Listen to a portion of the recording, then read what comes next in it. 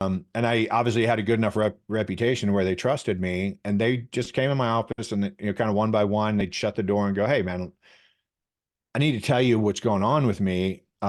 Obviously, I don't want this going out there, but here I need to tell you what's really going on with me and see if I can get some help."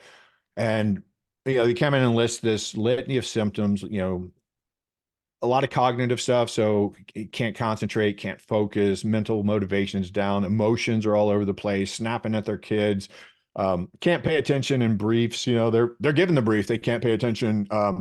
You know, uh, getting fatter, getting slower, getting weaker. But working with the nutritionist, working with their strength and conditioning coaches, doing everything they think they should be doing.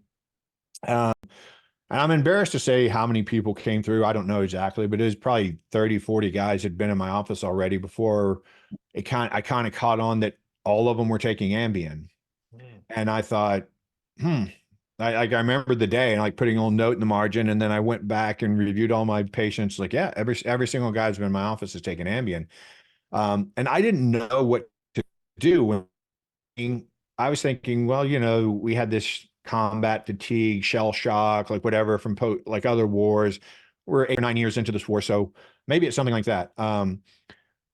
But nobody knew what those were. Nobody ever figured those out, so that didn't really help. And I was like, all right, well, there's a name for it, but we still don't know what it is. Again, very similar symptoms. And so I was, I was kind of at a loss. So I literally just tested everything that I knew how to interpret.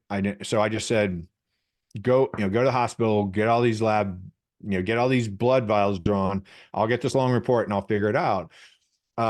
And when it came back was very low anabolic markers, very high catabolic or, stress markers, very high inflammation, very high oxidation, poor insulin sensitivity, kind of, the profile of like an old fat pre-diabetic man is what their labs look like. But they were, jacked 28, 32-year-old SEALs.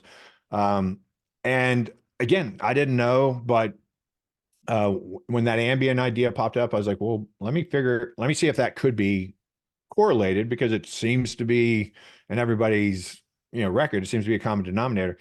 Now, I went through medical school. I never had a single class on sleep. So I didn't know anything about sleep that the SEALs talking to me didn't know, right? Or knew. Like I was no more educated about sleep than anybody else on the planet.